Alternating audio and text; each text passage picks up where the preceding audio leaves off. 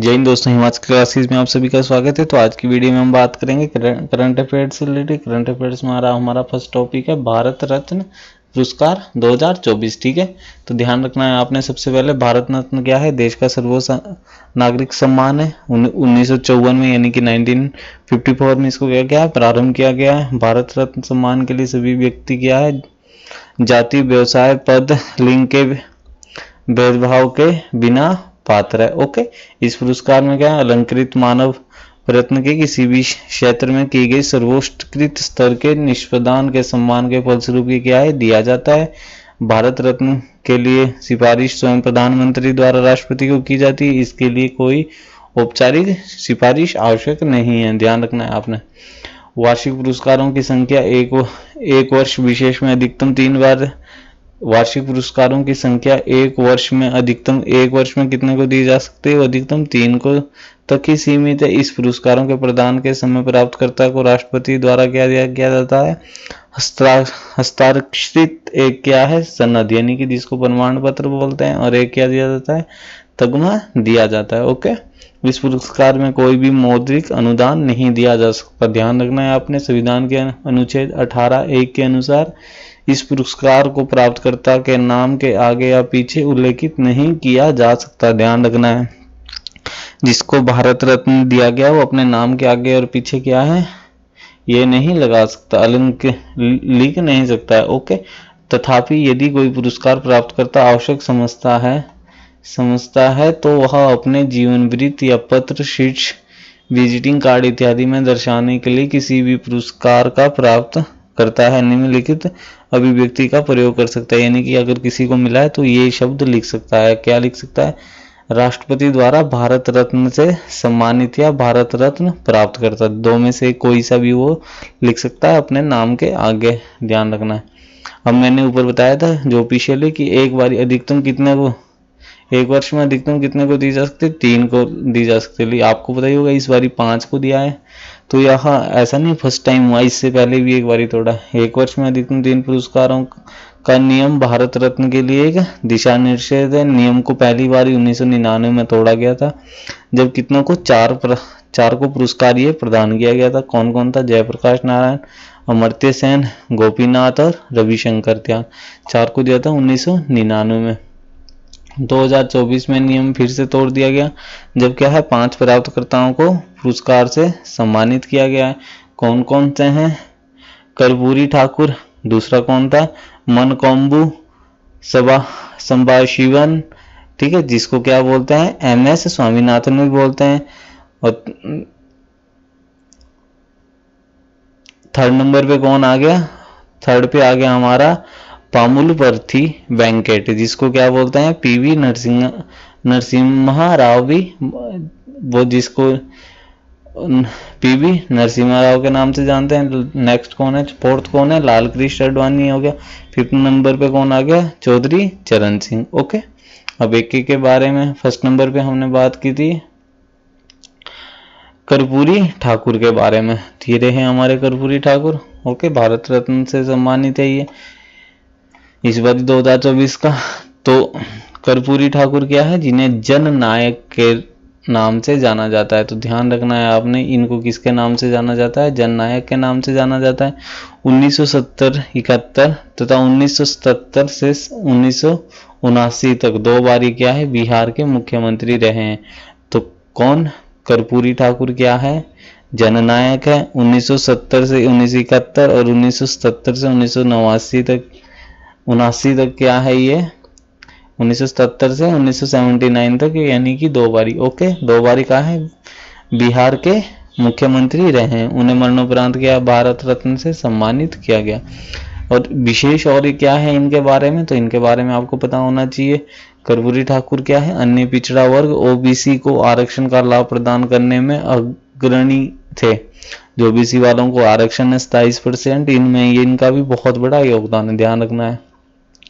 क्योंकि इन्होंने 1977 से 1979 तक बिहार के मुख्यमंत्री के रूप में अपने कार्यकाल के दौरान मुंगेरी लाल आयोग की सिफारिशों को क्या किया था? लागू किया था, ध्यान रखना है। तो कोई ये क्वेश्चन भी आ सकता है कि जो मुंगेरी लाल आयोग की सिफारिशें थी उस टाइम पे कौन था, तो यही क्या थे, वहां के मुख्यमंत्री थे, कौन, वही कर्पूरी ठाकुर। ओके। 1978 में इन्होंने एक अभूतपूर्व आरक्षण मॉडल पेश किया था। 1978 में इन्होंने एक अभूतपूर्व आरक्षण मॉडल पेश किया था जिसमें ओबीसी, आर्थिक रूप से पिछड़े वर्ग यानी कि ईबीसी, महिलाओं को उच्च जाति के लिए विशेष आर्थिक रूप में पिछड़े वर्गों के लिए एक विशिष्ट कोटा के लिए 26% आरक्षित आवंटित किया गया। ध्यान रखना है, कब, 1978 में। इसीलिए इनका बहुत बड़ा योगदान था, इसीलिए इनको भारत रत्न दिया गया है। अब आ गया एमएस स्वामीनाथन, जिनका पूरा नाम क्या था, मनकोम्बु संबाशिवन, मनकोम्बु संबाशिवन स्वामीनाथन। ठीक है, आपको इसके बारे में पता होना चाहिए। इनका जन्म कब हुआ है, 7 अगस्त 1925 ईस्वी को हुआ है। 28 सितंबर 2023 को क्या है, इनकी मृत्यु हुई थी। ओके।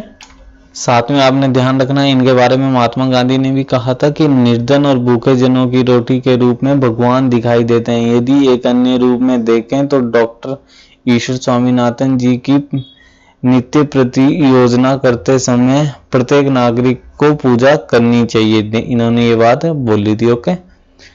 अब यह बहुत प्रसिद्ध है क्योंकि ये क्या है, हरित क्रांति के जनक के रूप में जाने जाते हैं। ओके। यूएनईपी द्वारा आर्थिक पारिस्थितिक के जनक के रूप में इनको दर्जा दिया गया है। और आगे इनके कार्यकाल को देखते हैं। 1947 से 1949 के बीच ये क्या है, स्वतंत्र भारत के पश्चात भारतीय कृषि अनुसंधान यानी कि IARI नई दिल्ली इन्होंने ज्वाइन किया था। ओके। 1949 से 54 में ये यूनेस्को फेलोशिप, डॉक्टरेट और पोस्ट डॉक्टरेट की उपाधि इन्होंने प्राप्त की थी। 1965 से 70 तक क्या है, भारत में हरित क्रांति का नेतृत्व किया था नॉर्मन बोरलॉग के साथ। ध्यान रखना है आपने। 1972 से 88 तक क्या है, ICAR के प्रमुख रहे थे ये। ओके। और 1987 से 89 ईस्वी में MS स्वामीनाथन अनुसंधान संस्थान चेन्नई में इन्होंने स्थापित किया था। ध्यान रखना ये वाली चीज। 1990 से 92 के बीच विज्ञान और विश्व पर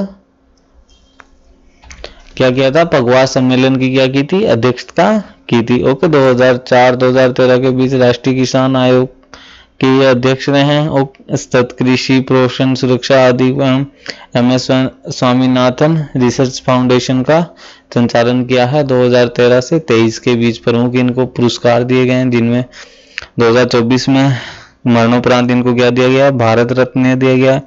2000 ईस्वी में इनको क्या यूनेस्को का महात्मा गांधी पुरस्कार दिया गया। 1989 में इनको पद्म विभूषण दिया गया।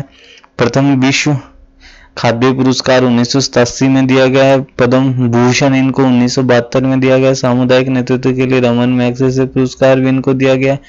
पद्मश्री पुरस्कार 1967 यानी कि 1967 में दिया गया। ओके। इसीलिए इनको 2024 में इनको बहुत योगदान है, तो इनको क्या दिया गया, भारत रत्न दिया गया। हल्की सी नजर मार लेते हैं। भारत की हरित क्रांति के जनक MS स्वामीनाथन ने भारत को कृषि में आत्मनिर्भर बनाने और आधुनिक बनाने में क्या की, मदद की। मरणोपरांत इनको क्या है, भारत रत्न से सम्मानित किया गया है। नॉर्मन बोरलॉग के साथ उच्च उपज देने वाली गेहूं और चावल की किस्में विकसित की इन्होंने। ध्यान रखना है किनके साथ, नॉर्मन बोरलॉग के साथ। ओके। 1960 और 1970 के दशक में भारत में कृषि में क्रांति आ गई थी। उन्होंने राष्ट्रीय किसान आयोग का नेतृत्व करते हुए कृषि उपज के लिए उचित मूल्य और टिकाऊ कृषि पद्धतियों की वकालत की। उन्होंने पौधों की किस्मों और किसानों के अधिकार संरक्षण अधिनियम 2001 को विकसित करने में महत्वपूर्ण योगदान है इनका। स्वामीनाथन को कई प्रतिष्ठित पुरस्कार मिले हैं, जिनमें 1961 में इनको शांति स्वरूप भटनागर पुरस्कार दिया गया। ये क्वेश्चन भी आ सकता है कि शांति स्वरूप भटनागर पुरस्कार कब दिया गया है, 1961 में दिया गया है। 1971 में क्या दिया गया है, रेमन मैग्सेसे पुरस्कार दिया गया। 1986 में अल्बर्ट आइंस्टीन विश्वविद्यालय पुरस्कार से इनको सम्मानित किया गया है। ध्यान रखना 1961 में क्या है, शांति स्वरूप भटनागर पुरस्कार है। 1971 में रेमन मैग्सेसे पुरस्कार है। 1986 में अल्बर्ट आइंस्टीन विश्वविद्यालय अनुसंधान पुरस्कार शामिल है। इसके बाद 1967 में पद्मश्री, पद्म भूषण 72 में, पद्म विभूषण 1989 यानी कि 89 में दिया गया। नेक्स्ट जो है जिनको भारत रत्न दिया गया है, नरसिम्हा राव, जिनका पूरा नाम क्या है, पीवी नरसिम्हा राव। पीवी का मतलब क्या है, पामुल परथी वेंकट नरसिम्हा राव। ओके, ये हमारे पूर्व प्रधानमंत्री है भारत के। इनका जन्म कब हुआ था, 28 जून 1921 को, और डेथ कब हुई है, 23 दिसंबर 2004 ईस्वी को। पीवी नरसिम्हा राव ने 1991 से 1996 तक भारत के 9वें प्रधानमंत्री के रूप में कार्यकाल किया। उन्हें मरणोपरांत क्या है, भारत रत्न से सम्मानित किया गया। पीवी नरसिम्हा राव कब थे भारत के प्रधानमंत्री, 1991 से 1996 तक। कौन से नंबर के, 9वें नंबर के। ओके, प्रधानमंत्री के रूप में पीवी नरसिम्हा राव ने भारत की विदेश नीति को रीसेट किया। ध्यान रखना है, इन्होंने क्या किया था, जब ये प्रधानमंत्री थे तो इन्होंने भारत की विदेश नीति को क्या किया था, रीसेट किया था। संयुक्त राज्य अमेरिका के साथ संबंधों में सुधार किया और इजराइल के साथ संबंध स्थापित किए। तो अच्छे, जो सबसे पहले इजराइल के साथ संबंध स्थापित किए वो किसने किए थे, पीवी नरसिम्हा राव ने किए थे। और अमेरिका के साथ क्या किया था, इन्होंने संबंधों को सुधारा था। ध्यान रखना है, राव के कार्यकाल ने 1991 में एलपीजी सुधार के बाद भारत को आर्थिक उदारीकरण किया था। ध्यान रखना, 1991 में एलपीजी सुधारों के बाद इन्होंने क्या है, आर्थिक उदारीकरण किया था। आपको पता ही होगा, इन्होंने प्रसिद्ध तेलुगु उपन्यास बेई पदगालू का हिंदी अनुवाद सहस्त्रफान प्रकाशित किया है। ये भी आपको ध्यान रखना है। सबसे बड़ी बात है, 73वें और 74वें संविधान संशोधन के तहत पंचायती राज संस्थानों और शहरी स्थानीय निकायों में महिलाओं के लिए 1/3 सीट आरक्षित करने का आदेश दिया गया था। 73वें और 74वें संविधान संशोधन ने इन आपको अच्छे से पढ़ा होगा, तो महिलाओं के लिए 1/3 सीट आरक्षण करने का क्या किया था, इन्होंने आदेश दिया था। नेक्स्ट हमारे हैं लाल कृष्ण आडवाणी जी। ठीक है, लाल कृष्ण आडवाणी जी के बारे में, जन्म कब हुआ है इनका, 8 नवंबर 1927 को, कहाँ, सिंध पाकिस्तान में। ओके, सितंबर 1947 में बंटवारे के बाद ये दिल्ली आ गए थे। ओके, मई 1986 में इन्होंने क्या की थी, भारत भाजपा के राष्ट्रीय अध्यक्ष बने थे। कब बने थे, 1986 में। 1936 से 1942 में कराची के सेंट पैट्रिक्स स्कूल से इन्होंने पढ़ाई की, ये भी आपको पता होना चाहिए। अप्रैल 1970 में राज्यसभा में प्रवेश किया था। जून 2002 से मई 2004 तक देश के 7वें उप प्रधानमंत्री बने रहे। ध्यान रखना है आपने, जून 2022 से मई 2004 तक। कब से कब तक, जून 2002 से मई 2004 तक क्या है, ये देश के 7वें उप प्रधानमंत्री रहे।